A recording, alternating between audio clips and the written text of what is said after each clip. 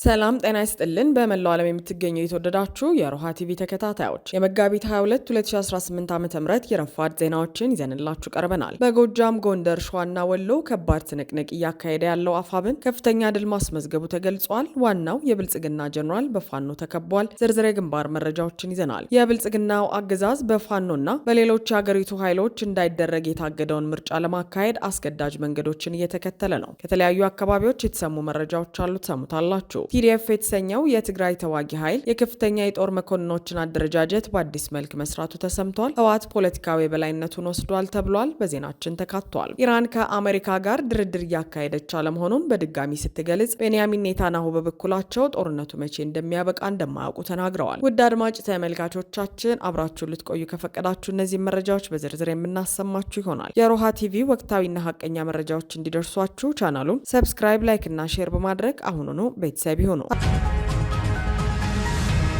በጎጃም፣ ጎንደር፣ ሸዋና ወሎ ከባድ ትንቅንቅ እያካሄደ ያለው አፋብን ከፍተኛ ድል ማስመዝገቡ ተገለጸ። በጎጃም የተለያዩ አካባቢዎች ከባድ ውጊያ የተቀሰቀሰ ሲሆን በፈረስ ቤትና በመራዊ ዙሪያም ትንቅንቁ ቀጥሏል። ትናንት መጋቢት 21 2018 ዓ.ም በአማራ ክልል በደጋ ዳሞትና በመራዊ አቅራቢያ በሚገኙ ስፍራዎች ከፍተኛ የተኩስ ልውውጥና ውጊያ እየተካሄደ መሆኑ ተሰምቷል። እንደ መረጃው ከሆነ በደጋ ዳሞት ወረዳ የፈረስ ቤት ከተማን መውጫና መግቢያ ተከትሎ ከአነጋግ ጀምሮ የተጀመረው ውጊያ ወደ ከፍተኛ ግጭት አምርቷል። ውጊያው ትናንት ማምሻውን ተጠናክሮ የቀጠለ ሲሆን የአካባቢው ነዋሪዎች ከፍተኛ የከባድ መሳሪያ ድምጽ እየተሰማ መሆኑን ገልጸዋል። በሌላ በኩል በመራዊ ዙሪያ በሚገኙ ስትራቴጂካዊ ስፍራዎች ማለትም በዝቋላ፣ ወገምና በሪማ አካባቢዎች ውጊያው ቀጥሏል። የአማራ ፋኖ አባላትና የአገዛዙ ኃይሎች በእነዚህ ስፍራዎች ላይ ፊት ለፊት እየተፋለሙ መሆናቸው ታውቋል። የውጊያውን ውጤትና የደረሰውን የጉዳት መጠን በተመለከተ እስካሁን በዝርዝር የታወቀ ነገር የለም። በተመሳሳይ አፋብን ቴዎድሮስ እዝ 105ኛ ኮር አሹዳ ከተማና ቲሊሊ ከተማ ዙሪያ በጠላት ላይ የተጠና እርምጃ ወስዷል። ብርጋዴር ጀኔራል አዲሱ መሐመድ በአፋብን ቴዎድሮስ እዝ 105ኛ ኮር 44ኛ ክፍለ ጦር ነበልባሎች ሲለበለቡ ውለዋል። ትናንት መጋቢት 21 2018 ዓ.ም ከቲሊሊ ከተማ አቅራቢያ በጠዋቱ የተጀመረው አውደ ውጊያ አድማሱ ሰፍቶ እስከ 10 ሰዓት ተኩል ድረስ በዘለቀው ትንቅንቅ 44ኛ ክፍለ ጦር የአገዛዙን ኃይል ብትንትኑን አውጥተው 13 ጥቁር ክላሽና በሺዎች የሚቆጠር ተተኳሽ ማርከውታል። አገዛዙ ያሰበውን ማሳካት አይደለም ማሰብ እንዳይችል ተገርፎ ሬሳውን ቁስለኛውን ሳያነሳ ቢሸሽም ቁም ስቅሎን አይቶ ተለቅሟል። ዙሪያ ከበባ ውስጥ ገብቶ መውጫ ቀዳዳ ያጣው ጠላት ነፍስ ውጪ ነፍስ ግቢ በሆነበት ውጊያ ጥሎት የሸሸውን ሬሳ ከእንጅባራ ተጨማሪ ሰራዊት በማምጣት በሲኖትራክ ሬሳውን ጭኖ ወደ እንጅባራ ሸሽቷል። በሌላ በኩል ደንባራው ቡድን በንጋት ከፋክታ በመነሳት ወደ ጉባላ እንቅስቃሴ ሲያደርግ ደፈጣ በተያዘበት ቀጠና ሰተት ብሎ ሲገባ ነበልባሎቹ አብሪውን በጨለማው ያለምንም ተኩስ አፍነው በመያዝ ምርኮኛ አድርገውታል። በዚህ የተደናገጠው ኃይል ተኩስ ቢከፍትም ተመቶ ተመልሷል። ከዚህ በተጨማሪ አገዛዙ ዙፋን አስጠባቂ ሰራዊት በ55ኛ ክፍለ ጦር የ3ኛ ሻለቃ ናብስቶች ሲራገፍ ውሏል። ከአሙሲት ከተማና ከዲላሞ ተሰባስቦ ወደ አሹዳ ከተማ የመጣው ሰራዊት በፋኖ ተመቶ ከ30 በላይ ሙት ሆኗል። በሌላ በኩል መሐመድ ተሰማ የተባለ የቀድሞ ምርኮኛ የአሁኑ ከበርቴ ጀኔራል በአብን በላይ እዝ ቀጠና አዲስ ዘመን ከተማ ለወረራ የተገኘ ቢሆንም በአፋብን በላይ እዝ 5ኛ ኮር መብረቅ ክፍለ ጦር ተከቦ ድረሱልኝ እያለ ነው ሲል አርበኛ ዮሐንስ ንጉሱ ገልጿል። ደቡባዊና ማዕከላዊ ጎንደር ቀጠናን ለማውረድ ተጨማሪ ሰራዊት ከተለያዩ አካባቢዎች ለቃቅሞ የዘመተው መሐመድ ተሰማ በአዲስ ዘመን ከተማ ማረሚያ ቤት ህይወቱን ለማትረፍ ዘሎ መግባቱ ታውቋል። የነባር ምርኮኛ የእብናትና መሰል ከፍተኛ የደቡባዊ ጎንደር አካባቢዎችን ቀድሞ በመቆጣጠር ከከፍተኛ ገዢ መሬቶች እየተወረወረ የተነጠቃቸውን ወረዳዎች መልሶ ለመወርወር በታቀደው የጠላት እቅድ መሰረት ነበር አዲስ ዘመን ማዘዣ በማቋቋም እብናትን የከጀለው። ይህ በእንዲህ እንዳለ አፋብን ሚኒሊክ እዝ፣ ሸዋ ጠቅላይ ግዛት እዝና አሳምነው እዝ በጥምረት ባደረጉት ተጋድሎ ድል አስመዝግበዋል። የአፋብን ሶስቱ እዞች ሚኒሊክ እዝና ሸዋ ጠቅላይ ግዛት እዝና አሳምነው እዝ በጊሼ በአክዳና ፍርድ እንዲሁም በወጀድ ግንባሮች በጥምረት ባደረጉት ተጋድሎ በርካታ የብልጽግናን ሰራዊት በመደምሰስና በመማረክ እንዲሁም የነፍስ ወከፍ መሳሪያና ተተኳሽ በመማረክ ታላቅ ድል አስመዝግበዋል። ትናንት መጋቢት 21 2018 ዓ.ም ከንጋት ጀምሮ እስከ ምሽት በነበረው ተጋድሎ በርካታ ያገዛዙ ሰራዊት ሙትና ቁስለኛ የተደረገ እንዲሁም የተማረከ ሲሆን በሚኒሊክ እዝ በኩል 104ኛ ኮር 24ኛ ክፍለ ክፍለ ጦር ከ106ኛ ኮር 31ኛ ክፍለ ጦር እና 105ኛ ኮር አሃዶች የተሳተፉ ሲሆን ከሸዋ ጠቅላይ ግዛት የመሐመድ ቢሆነኝ ኮር እና አጼ አምደ ጽዮን ኮር አሃድ አባላቶች እንዲሁም አሳምነው እዝ አጼ ዘረ ያዕቆብ ኮር አባላቶች በጥምረት በመዋጋት ታላቅ ድል አስመዝግበዋል። በዚህ ታላቅ ድል በተመዘገበበት ተጋድሎ 15 የብልጽግና ሰራዊት የተማረከ ሲሆን 25 ክላሽ ከ1200 በላይ የድሽቃ ተተኳሽ፣ በርካታ ቁጥር ያለው የብሬንና የክላሽ ተተኳሽ እንዲሁም ወታደራዊ ቁሳቁስ ከጠላት ተማርኳል ሲል ሚኒሊክ እዝ ገልጿል። በተመሳሳይ የአማራ ፋኖ ብሔራዊ ንቅናቄ ደቡብ አማራ ቀጠና አሳምነው እዝና ሸዋ ጠቅላይ ግዛት እዝ ታሪካዊ አንድነት ስምምነት ካደረጉ ማግስት ጀምሮ በሸዋ ሰንሰለታማ ተራሮች ላይ የአብይ አህመድ አየር ወለድ ኮማንዶን ወንበር አስጠባቂ ሰራዊት አይቀጡ ቅጣት በመቅጣት ድልን እያስመዘገቡ ነው ሲል ደቡብ አማራ አሳምነው እዝ አሳውቋል። ፋኖ ዛሬ ማለትም ሌሊት 11 ሰዓት ጀምሮ በተለያዩ ግንባሮች በተቀናጀ ሁኔታ ከፍተኛ ወታደራዊ ስልት የታከለበት ማጥቃት አድርጓል። የአብይ አህመድ ወንበር አስጠባቂ ሚሊሻና አድማ መከላከል በሁለት መድፍና በበርካታ ዙ 23ና ሞርተሮች ታግዞ አውደ ውጊያ ቢከፍትም ፋኖ በፈጸመው መልሶ ማጥቃት ድል አድርጓል። የብልጽግናው አገዛዝ በፋኖና በሌሎች የሀገሪቱ ኃይሎች እንዳይደረግ የታገደውን ምርጫ ለማካሄድ አስገዳጅ መንገዶችን እየተከተለ ነው። በምርጫ የፖለቲካ ፓርቲዎች ምዝገባና የምርጫ ስነ ምግባር አዋጅ ቁጥር 1394 ህዝባር 2017 መሰረት ዜጎች የምርጫ ካርድ እንዲያወጡ የመቀስቀስ ሙሉ ኃላፊነት የተሰጠው ለኢትዮጵያ ብሔራዊ ምርጫ ቦርድ ብቻ መሆኑ ቢታወቅም በርካታ መንግስታዊ ተቋማት በመላ ሀገሪቱ ግለሰቦችን በማስገደድ በማስፈራራት እንዲሁም በማሰር ጭምር ካርድ እንዲወስዱ እያስገደዱ መሆኑን ከየአካባቢዎቹ የሚወጡ መረጃዎች ያመለክታሉ። በሲዳማ ክልል ይርጋለም ከተማ ውስጥ ትናንት ሰኞ መጋቢት 21 2018 ዓ.ም ሁለተኛ ደረጃ ትምህርት ቤት ተማሪዎች ጠዋት 2 ሰዓት ክፍል እንደገቡ በግድ ደብተራቸውን አስቀምጠው እንዲወጡና ከተማ ሄደው የምርጫ ካርድ ከወሰዱ በኋላ ወደ ትምህርት ገበታቸው እንዲመለሱ ተደርገዋል። በደቡብ ምዕራብ ኮንታ ዞን ኮንታ ኮይሻ ወረዳ በርካታ ተማሪዎች የምርጫ ካርድ አላወጣችሁም ተብለው ተባረዋል። ካርድ ያላወጣ መምህር ደሞዝ ደግሞ እንደሚታገድ ተነግሯቸዋል። በአዲስ አበባ በተመሳሳይ ቤት በወረዳ ሰዎች እየተንኳኳ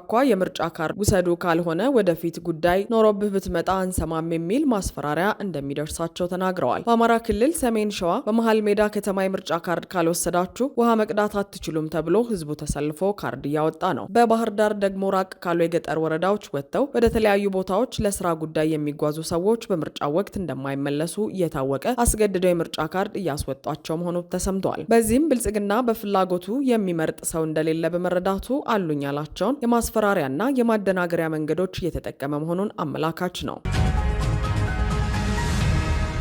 ቲዲኤፍ የተሰኘው የትግራይ ተዋጊ ኃይል የከፍተኛ የጦር መኮንኖችን አደረጃጀት በአዲስ መልክ መስራቱ ተሰማ። በትግራይና በብልጽግናው አገዛዝ መካከል የተካረረ አለመግባባት መፈጠሩንና በራሳቸው በትግራይ ፖለቲካዊና ወታደራዊ ቡድኖች መካከል የበረታ ክፍፍል መከሰቱን ተከትሎ ህወሓት አዲስ ወታደራዊ አደረጃጀትና የፖለቲካ አስተዳደር መዋቅር መዘርጋቱን ዋዜማ ራዲዮ ከምንጮቼ አረጋግጫለሁ ብላለች። ከተደረጉት አዳዲስ አደረጃጀቶች መካከል የትግራይ ተዋጊ ኃይሎች ወይም ቲዲኤፍ የተደራጁበት የእዝ ሰንሰለት ይገኝበታል። አዲሱ አወቃቀር ህወሓት በማናቸውም መንገድ በክልሉ ጣፈንታ ላይ ወሳኝ እንዲሆን የሚያስችለው መሆኑንም ዘገባው አረጋግጧል። በሰሜኑ የኢትዮጵያ ክፍል የሰነበተ የጦርነት ስጋት አለ። ይህንኑ የጦርነት ዳመና ተከትሎ በርካታ መዋቅራዊ ለውጦችን እያደረገ እንደሆነ የሚነገርለት የትግራይ ተዋጊ ኃይሎች ቲዲኤፍ በተለይም ካለፉት 6 ወራት ወዲህ የታችኛውን እርከን ያማከለ መዋቅራዊ ለውጥ፣ የከፍተኛ ወታደራዊ አመራሮች ሽግሽግና የሰራዊት ድልድል ስራዎችን ሲያካሂድ ቆይቷል። ይህ ሽግሽግ ሰራዊቱን ከፖለቲካዊ ሽኩቻ አውጥቶ ወደ አንድ ማዕከላዊ እዝ ወይም ሴንትራል ኮማንድ ለማምጣት ያለመ ቢሆንም በውስጡ ግን አሁንም ከፍተኛ ውጥረትና የአሰላለፍ ለውጦችን እያስተናገደ ስለመሆኑ ዋዜማ ከሰራዊቱ የአሁንና የቀድሞ አባላት ሰምቻለሁ ብላለች። ሰራዊቱ 4 ግንባሮችና በቁጥር የሚታወቁ 12 ክፍለ ጦሮች አሉት። ምንም እንኳን ወታደራዊ ሚስጥርን ለመጠበቅ ሲባል ሙሉ በሙሉ ግልጽ ባይደረግም በቁጥር የሚታወቁት አርሚዎች 12ቱ ናቸው። የሰሜን ግንባር በስሩ መቀመጫውን አዲግራት ያደረገው አርሚ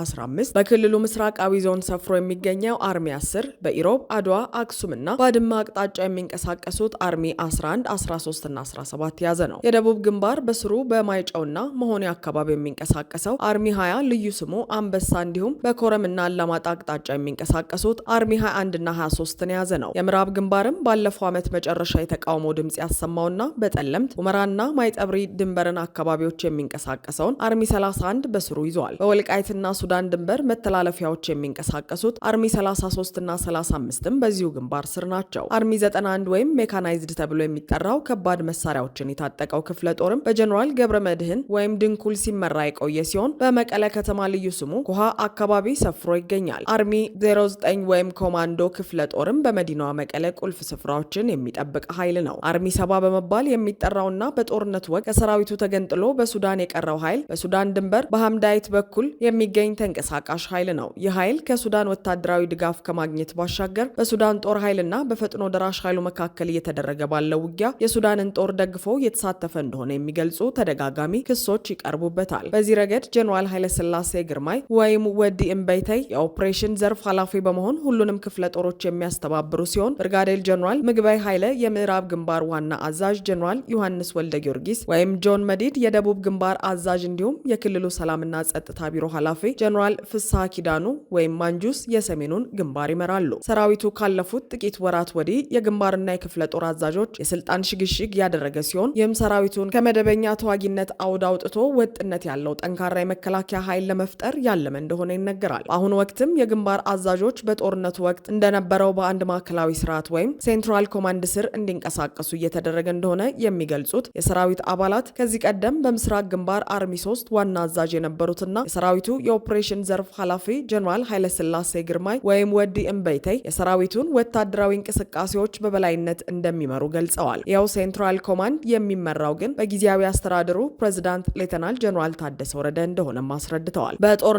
ወቅት የሰሜን ግንባር አዛዥ የነበሩት ብርጋዴር ጀነራል ማሾ በየነ ባሉበት ኃላፊነት መቀጠላቸውንና በጦርነቱ ወቅት የምስራቅ ግንባር አዛዥ በመሆን ሲመሩ የነበሩት ብርጋዴር ጀነራል ገብረመድህን ፍቃዱ ወይም ድንኩል ወደ ምዕራብ ግንባር መዛወራቸውን ነግረውናል። ከዚህም በተጨማሪ የምዕራብ ግንባር ዋና አዛዥ ሜጀር ጀነራል ምግበይ ኃይለ የሰራዊቱን አጠቃላይ የስልጠናና የሪፎርም ኃላፊነት ደርበው ይዘዋል። በሪፎርሙ መሰረት በየግንባሩ ያሉ ክፍለ ጦሮች ያለ ሴንትራል ኮማንድ ትዕዛዝ ምንም አይነት እንቅስቃሴ እንዳያደርጉ ጥብቅ ክልከላ ተጥሏል። ቀደም ሲል በፈቃደኝነት ይዋጋ የነበረው ሰራዊት አሁን በመደበኛነት የመንግስት ደመወዝተኛ እንዲሆን በሚል አዲስ የፋይናንስ መዋቅር መዘርጋቱን ፕሬዝዳንቱ መግለጻቸው ይታወሳል። በክልሉ የተፈጠረውን ፖለቲካዊ ቀውስ ተከትሎ የተመሰረተው ይኸው ካውንስል የህወሓት የስራ አስፈጻሚና ማዕከላዊ ኮሚቴ አባላትን፣ የግንባር አዛዦችና ለህወሓት ታማኝ ናቸው የተባሉ ከፍተኛ ወታደራዊ መኮንኖችን ያካተተ ሲሆን የካውንስሉ ሊቀመንበር ዶክተር ደብረጽዮን ገብረ ሚካኤል መሆናቸውን ለክልሉ መንግስት ቅርበት ያላቸው ምንጮች ተናግረዋል። የጊዜያዊ አስተዳደሩ ፕሬዝዳንት ሌተናል ጀነራል ታደሰ ወረደ በካውንስሉ ውስጥ በምክትል ኃላፊነት ይመራሉ። በክልሉ ውስጥ የሚሰጡ ማናቸውም ፖለቲካዊም ሆነ ወታደራዊ ውሳኔዎች በዚህ ካውንስል እንደሚያልፉ ጠቅሰው ይኸው የወታደራዊ አመራሮች ሽግሽግም የካውንስሉ ውሳኔ ነው ብለው እንደሚያምኑ ተናግረዋል። የካውንስሉ ዋነኛ ዓላማ የህወሓትን ስርዓት እንዲሁም የፖለቲካ የበላይነት ማስቀጠል እንደሆነ ያብራሩት የዋዜማ ምንጮች ካውንስሉ ከጊዜያዊ አስተዳደሩ በላይ ሆኖ እንደሚንቀሳቀስ ገልጸዋል። ለሂደቱ ቅርብ የሆኑ ምንጮች እንደገለጹት በተዋጊ ኃይሉ በፖለቲካ አደረጃጀቱና በህወሓት መካከል የተወሰነ የመደራረብም የመጣረስም ዝንባሌ ያለው ይህ አወቃቀር ህወሓት የተሻለ ቁጥጥርና የመሪነት ሚና እንዲኖረው የሚያደርግ ነው።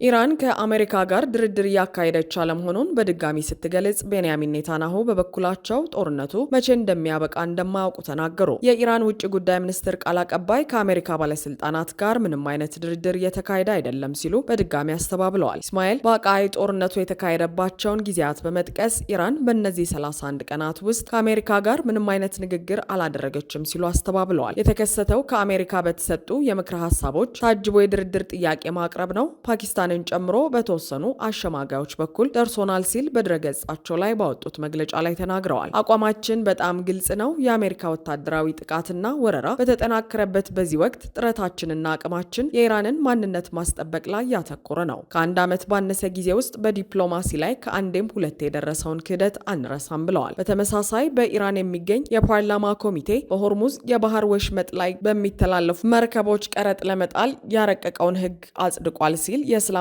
አብዮታዊ ዘብ አጋር የሆነው የፋርስ የዜና ወኪል ዘግበዋል። የብሔራዊ ደህንነት ኮሚሽን አባል የሆነ ሰው እቅዱ መጽደቁን አረጋግጠዋል። ይህ የአሜሪካና የእስራኤል መርከቦች በባህረ ሰላጤ ውስጥ እንዳይንቀሳቀሱ የሚያግድ ነው። በእቅዱ መሰረት በኢራን ላይ በተጣሉ ማዕቀቦች የተሳተፉ ሌሎች አገሮችም እንዲሁ በወሽመጡ በኩል እንዳያልፉ ይከለከላሉ ሲል አክሏል። የኤኤፍፒ የዜና ወኪል እንደዘገበው አዲሱ የክፍያ ስርዓት ኢራን ከኦማን ጋር በመተባበር ተግባራዊ እንደምታደርግ የመንግስት ቴሌቪዥኖች ዘግበዋል። ከዓለም የነዳጅ ዘይት ውስጥ ውስጥ 20 በመቶ የሚሆነው የሚተላለፈው አብዛኛውን ጊዜ በኢራንና በኦማን መካከል በሚገኘው በዚህ ጠባብ መተላለፊያ በኩል ነው። ይሁን እንጂ ጦርነቱ ከተጀመረበት ጊዜ ጀምሮ በዚህ በኩል የሚደረጉ የመርከብ ጉዞዎች 95 በመቶ መቀነሳቸውን የባህር ላይ ደህንነትን የሚከታተለው ኬፕለር አስታውቋል። በሌላ በኩል የእስራኤል ጠቅላይ ሚኒስትር ቤንያሚን ኔታንያሁ ኒውስ ማክስ ለተባለ የአሜሪካ ቴሌቪዥን ከኢራን ጋር እያደረጉ ያለው ጦርነት የሚያበቃበትን ጊዜ በሚመለከት የጊዜ ሰሌዳ ማስቀመጥ እንደማይችሉ ተናግረዋል። ጦርነቱ በእርግጠኝነት ከግማሽ በላይ ተከናውኗል ያሉት ኔታንያሁ የኢራን እስላማዊ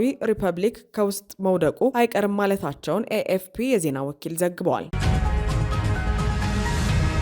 አድማጭ ተመልካቾቻችን የሰዓቱ የሮሃ ቲቪ ዜናዎች የተከታተላችኋቸውን ይመስሉ ነበር። አብራችሁን ስለነበራችሁ ከልብ እናመሰግናለን። ሰላም